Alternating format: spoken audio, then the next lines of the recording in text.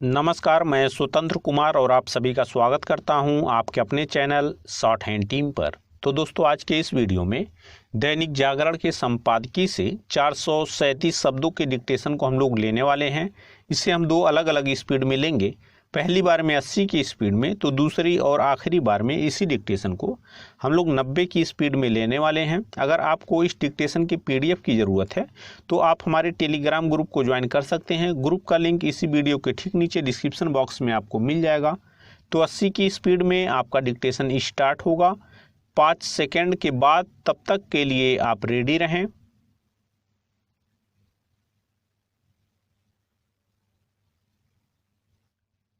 Start. शुक्रवार को नमाज के बाद देश के कई शहरों में जिस तरह हिंसक प्रदर्शन हुए और इस दौरान कई जगहों पर पथराव, तोड़फोड़ एवं आगजनी के साथ पुलिस पर हमला किया गया, वह किसी सोची समझी साजिश का हिस्सा ही लगता है।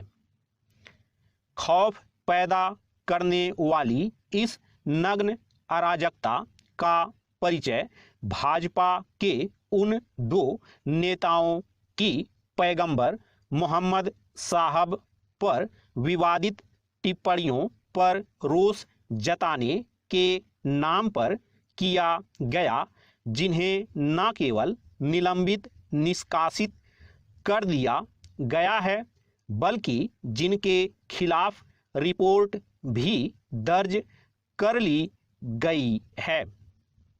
इस कार्रवाई को अपर्याप्त मानते हुए शांतिपूर्ण तरीके से विरोध तो समझ आता है, लेकिन आखिर लोगों को आतंकित करने वाली खुली अराजकता का क्या मतलब? यह अराजकता किस कदर बेलगाम थी, इसे इससे समझा जा सकता है कि जहां रांची में हिंसा पर काबू पाने के लिए कर्फ्यू लगाना पड़ा, वहीं कई अन्य शहरों में धारा 144 लागू करनी पड़ी। ध्यान रहे, इसके पहले गुरुवार को जम्मू कश्मीर के भद्रवाह में एक मस्जिद से भड़काऊ बयानबाजी के बाद कर्फ्यू लगाना पड़ा था। पैरा। इसकी अनदेखी नहीं की जा सकती कि आक्रोश जताने के नाम पर केवल उत्पात ही नहीं मचाया गया, बल्कि निलंबित भाजपा प्रवक्ता नुपुर शर्मा का सिर तन से जुदा करने के नारे लगाए गए और उनके पुतले को फांसी भी दी गई।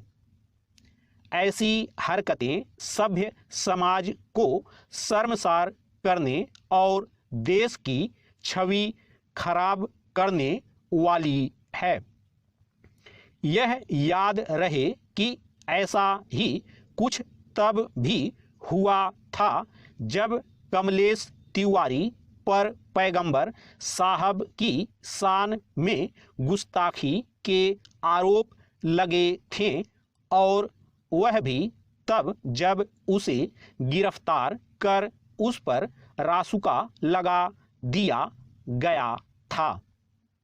बाद में कुछ जिहादी तत्वों ने उसकी गर्दन रेत कर हत्या भी कर दी थी।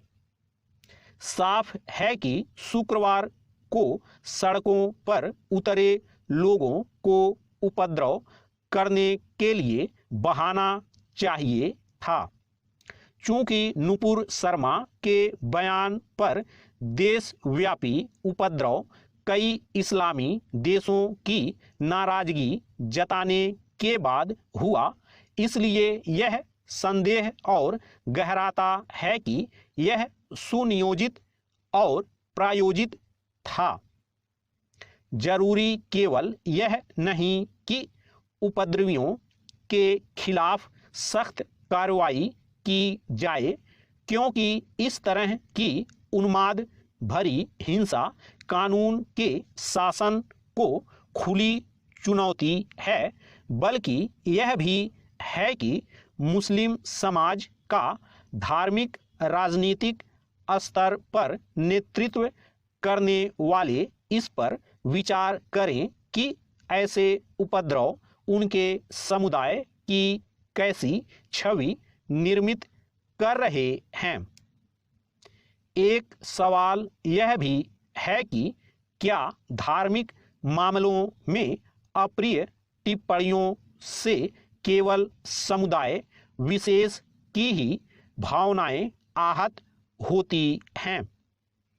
यह सवाल इसलिए क्योंकि यह किसी से छिपा नहीं कि ज्ञानवापी परिसर में सर्वेक्षण के बाद शिवलिंग को लेकर कैसे ओछी भद्दी और अपमानजनक टिप्पणियां की गईं। स्टॉप।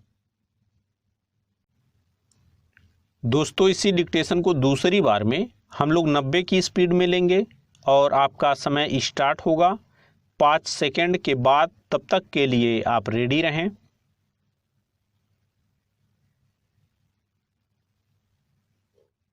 स्टार्ट। शुक्रवार को नमाज के बाद देश के कई शहरों में जिस तरह हिंसक प्रदर्शन हुए और इस दौरान कई जगहों पर पथराव, तोड़फोड़ एवं आगजनी के साथ पुलिस पर हमला किया गया, वह किसी सोची समझी साजिश का हिस्सा ही लगता है। खौफ पैदा करने वाली इस नग्न अराजकता का परिचय भाजपा के उन 2 नेताओं की पैगंबर मोहम्मद साहब पर विवादित टिप्पणियों पर रोष जताने के नाम पर किया गया, जिन्हें न केवल निलंबित निष्कासित कर दिया गया है, बल्कि जिनके खिलाफ रिपोर्ट भी दर्ज कर ली गई है। इस कार्रवाई को अपर्याप्त मानते हुए शांतिपूर्ण तरीके से विरोध तो समझ आता है, लेकिन आखिर लोगों को आतंकित करने वाली खुली अराजकता का क्या मतलब? यह अराजकता किस कदर बेलगाम थी, इसे इससे समझा जा सकता है कि जहां रांची में हिंसा पर काबू पाने के लिए कर्फ्यू लगाना पड़ा, वहीं कई अन्य शहरों में धारा 144 लागू करनी पड़ी। ध्यान रहे, इसके पहले गुरुवार को जम्मू कश्मीर के भद्रवाह में एक मस्जिद से भड़काऊ बयानबाजी के बाद कर्फ्यू लगाना पड़ा था। पैरा। इसकी अनदेखी नहीं की जा सकती कि आक्रोश जताने के नाम पर केवल उत्पात ही नहीं मचाया गया, बल्कि निलंबित भाजपा प्रवक्ता नुपुर शर्मा का सिर तन से जुदा करने के नारे लगाए गए और उनके पुतले को फांसी भी दी गई।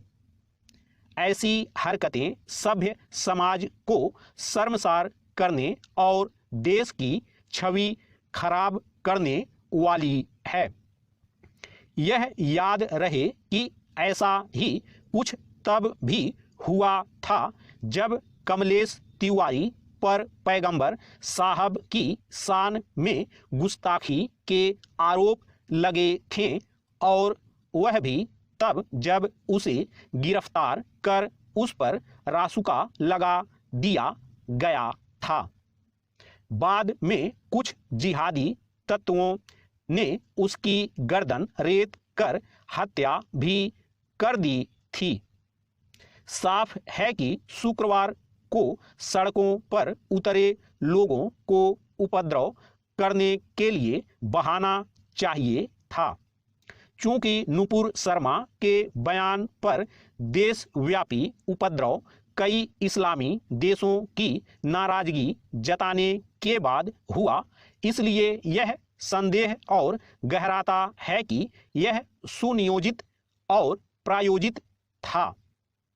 जरूरी केवल यह नहीं कि उपद्रवियों के खिलाफ सख्त कार्रवाई की जाए, क्योंकि इस तरह की उन्माद भरी हिंसा कानून के शासन को खुली चुनौती है, बल्कि यह भी है कि मुस्लिम समाज का धार्मिक राजनीतिक स्तर पर नेतृत्व करने वाले इस पर विचार करें कि ऐसे उपद्रव उनके समुदाय की कैसी छवि निर्मित कर रहे हैं।